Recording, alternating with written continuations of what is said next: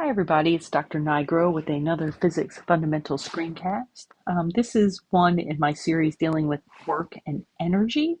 This one in particular is going to look at the conservation of energy. And in particular, we'll talk about a little bit about potential energy, kinetic energy, and then total mechanical energy. All right, so let's start with this idea of conservation of energy. Simply put, it means that energy cannot be created or destroyed. It can only be transformed. All right, we talked about this back in chemistry as well when it came to matter, that matter cannot be created nor destroyed. And energy is the same idea. All right, in other words, that means the total energy that you have initially has to all be there somewhere at the end. All right, and we tend to represent this with total energy initial has to equal total energy final. All right, now for us, we're going to focus on mechanical energy. So we're going to be focusing on things like work due to friction. We're going to talk about kinetic energy and potential energy. But there are other types of energy that energy from motion can be transformed into things like heat, sound. All right, but we're not going to focus on those. We're going to just stick to the mechanical total energy. All right, now when you work these problems, you got to do a couple things. One, you need to define your object's initial and final positions. All right, so you need to either look at the figure that's given, or you need to draw a free body force diagram, or draw yourself a diagram and define where your initial point is and your final point. All right, once you do that, you need to ID the energy of your object at each of these positions. All right, and some examples again: kinetic energy if the object happens to be moving. Maybe it's at a certain height above the ground, so you might have some gravitational potential energy. We could have some work that's being done, maybe by friction, right? Or if we're dealing with a spring, maybe we'll have some spring potential energy. So those are all some examples of what we might see when we work these problems. All right, now roller coasters are an excellent way to look at conservation of energy. All right, so let's say that we wanted to compare the total energy at position A versus the total energy at position D. All right, so my example here is going to look at position A versus position D. All right, now I know based on the law of conservation of energy that the total energy at position A has to equal the total energy at position D. So I go look at my picture. All right, so at position A, the car it's at the top of a hill, so it's not moving yet. It's just sitting there ready to go down the hill. So that means that I have potential energy, and it's gravitational potential energy, and that's it. So the gravitational potential energy for A. Once I come over to D, it's going up the hill, so it must be moving, which means there's some kinetic energy, but it's also at a height above the ground, which means there's also some gravitational potential energy. And I would need to add those two values together, and they should equal that gravitational energy at position A. All right, now what you do in here, you're going to solve for some sort of unknown. All right, and then that unknown is going to depend on your problem. All right, so each problem is going to be a little bit different. All right, but again, the key, you got to pick your two positions, and then you got to look and see what's going on in those two positions. All right, so let's try a couple. All right, so we have a roller coaster, which is 1,200 kilograms, that runs along the track that's shown here to the right. What is the coaster's velocity at position C? All right, so that means I need to pick an initial point. All right. And generally speaking, I always go with the one where it's got the most potential energy, the highest point. All right. So I'm going to compare the total energy at position A to the total energy at position C so that I can tease out what that velocity value is. So if I look at position A, what I have here is potential energy, so gravitational potential energy, and that's it. The object's not moving yet. But at position C, it's coming down the hill. It's definitely still moving as it goes down and then back up. So there's some kinetic energy here, and that's where I'm going to find my velocity. But it's still 3 meters off the ground, so that means there is still a little bit of potential energy due to gravity. And I realize this shouldn't be an A. Sorry, this should be a C. All right, so now that I know what energy is present at these two positions, I'm going to put in my formulas. All right, so I'm going to have for UGA, I'm going to have mass times gravity times height, and this is at position A. For my kinetic energy, I'm going to have 1/2 the mass times my velocity value squared. And then for my position, my gravitational energy for position C, I'm again going to have mass times gravity, but then the height here will be at C. All right, so if you look, mass is in all three of these, so I can cancel that out. So I'm left with gravity times height A equals 1/2 v squared plus gravity times height C. All right, so we use 10 meters per second squared. The height at position A is 25 meters. That's equal to 1/2 of my unknown plus 10 meters per second squared times the height at position C, which is 3 meters. All right, so I have 250 joules over here equal to 1/2 of my velocity squared plus 30 joules. All right, so I'm going to move my 30 joules to the other side. So 250 minus 30 is 220. And then I'm going to divide that by half, so I get 440. And then I take the square root.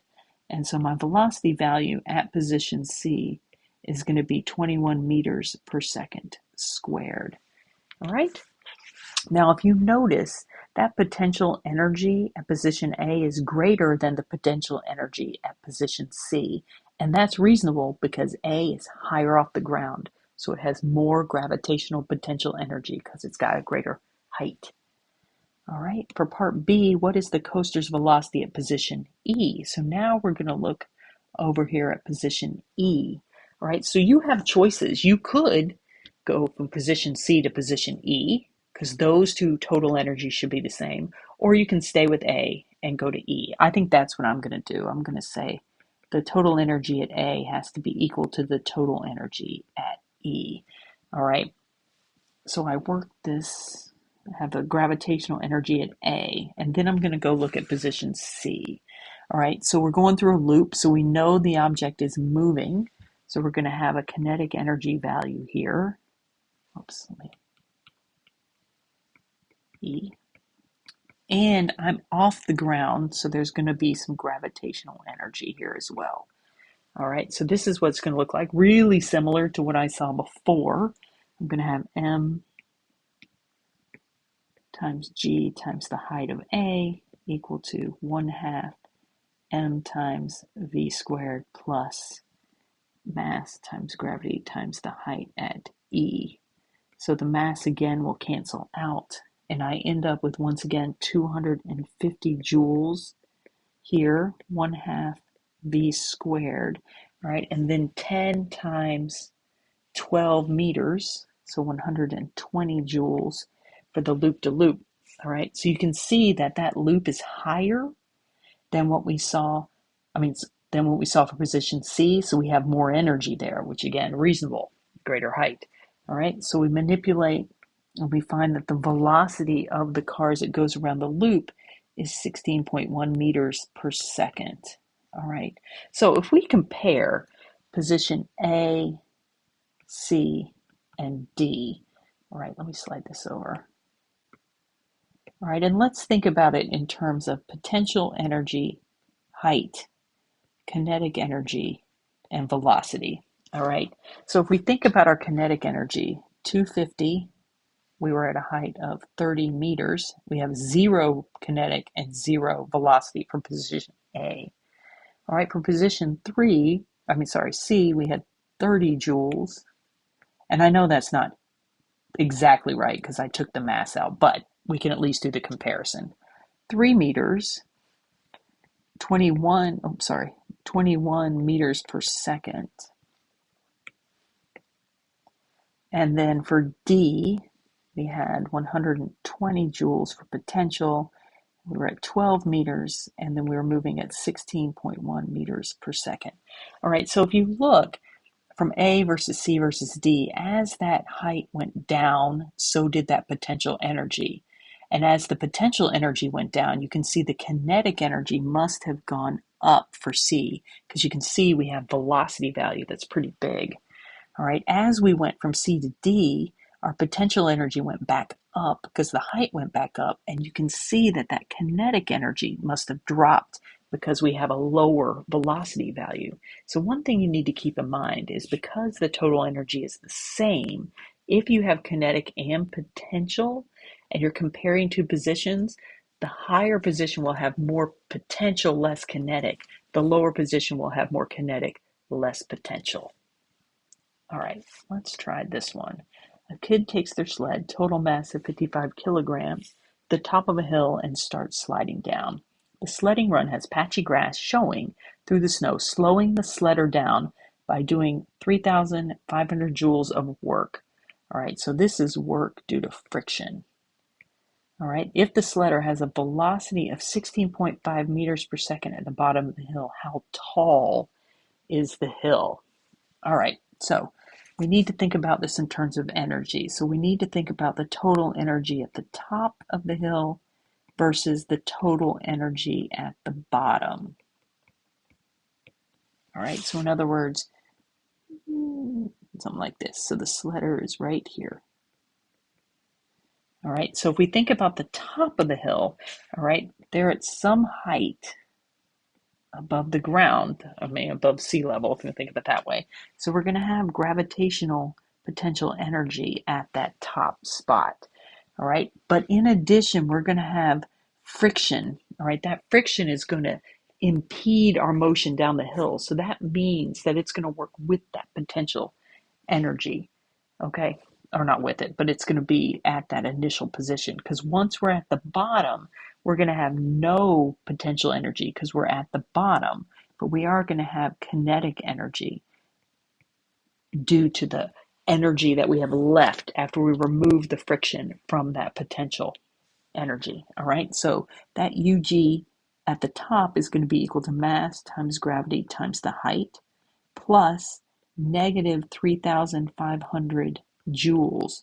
Right, that is the work done by friction. And again, we put it over there with the potential energy because it is going to be removing some of that potential energy. We're going to lose some of that potential energy to the friction as the kid goes down the hill. And then we're going to have 1/2 mass times velocity squared for our kinetic energy. All right, so we start plugging in values. All right, we've got 55 times 10, so 550 newtons times our unknown height, plus negative 3,500 joules. And then over here, 1/2 of 55 kilograms times 16.5 meters per second. And we're going to square that. All right, so we do a little bit of math and we end up with 550 newtons times our unknown height equal to 10,987 joules. All right, so the way this is going to work, we'll square the 16.5, multiply it by 55, then multiply it by 1/2, and then we're going to add 3,500 to both sides. All right, we're now going to divide both sides by that 550, and we find that our sledding hill must have been around 20 meters tall. All right, now we're going to do one with the spring. All right, a spring is compressed 10 centimeters inside a box, and we have a spring force constant of 1,000 newtons per meter. When the lid of the box is open, the spring propels a fake snake, which has a mass of 0.5 kilograms, up into the air. All right, so the first question is, what is the velocity of the snake as it leaves the box? All right, so we're going to need to figure out the velocity of the snake as it leaves the box. All right, so let's see here. What do I know? I have a change. Whoops. I have a change of position of 10 centimeters. So that's 0.1 meters. All right, I have a K value of 1,000 Newton meters. And with this information, I can find the work that's being done by that spring. And that's going to tell me the potential energy of that spring. All right, so the work that's being done by the spring is equal to 1/2 of K times X squared. Because remember, it's a spring, so it's a variable force. So work is going to be equal to 1/2 of 1,000 Newton per meter times 0.1 meters squared. All right, so the spring is going to do 5 joules worth of work. So once we compress that spring, we're going to have 5 joules of work to do that compression. That means that that spring now has 5 joules of potential energy. Okay, so now we need to think about it in terms of the total energy before, and that has to equal to the total energy after. And this is before we open the box, and then after, not before we compress it. It's compressed now. So now it's before we open the box versus after. So before we open the box, we have potential energy due to that spring, and that's it. Nothing's moving. But as soon as we open it, all of that potential energy gets converted into kinetic energy. All right, so we know that for our potential energy for the spring, it's 5 joules. All right, the kinetic energy is 1/2 the mass, and this is of the snake, times its velocity squared. So we get 5 joules is equal to 1/2 of 0.5 kilograms times our unknown velocity squared. All right, so we divide both sides by 0.5 and then by 1/2, and then we take the square root, and we find that that snake should be moving at 4.5 meters per second right as it exits the box. Okay. Now we want to know, well, how high into the air does the snake go? All right, so we've got the initial, final, acceleration, change in position, time. All right, so our initial velocity we just found was 4.5 meters per second. The final velocity at maximum height is going to be 0, because remember, once the snake exits the box and the spring is no longer pushing it, the snake is in free fall. So it's going to go up but be pulled down at the same time by gravity. So our acceleration is negative 10 meters per second squared. And we're looking for that maximum height, that change in position. All right, so we're going to use my favorite formula, the v squared formula. It's so handy. V final squared equals v initial squared plus 2 times acceleration times that change in position. All right, final velocity is 0. Initial is 4.5 meters per second squared plus 2 times negative 10 meters per second squared times our unknown change in position. All right, square 4.5, then subtract it to both sides. Then we're going to divide it by 2 and then by negative 10. And we're going to get a positive value, and we'll have a delta x of 1.01 meters. All right, so what does all this mean? It means that if I have a spring inside a box and I compress it 10 centimeters, and that spring has a force constant of 1,000 newtons per meter, that I have basically put in 5 joules worth of potential energy into that spring through that compression. Once I release the spring, it's going to release all that potential energy and convert it into kinetic energy, which will then propel my snake up into the air at an initial velocity of 4.5 meters per second. Once it's doing that, it's in free fall. So that means that gravity starts to pull the snake back down towards the earth, meaning it can only reach a maximum height of 1.01 meters. Okay? All right, so these are some problems just looking at this idea of conservation of energy and thinking about total energy at one position versus another, and thinking about what other energy values are involved at each of those positions, plugging in our formulas and solving for our unknown.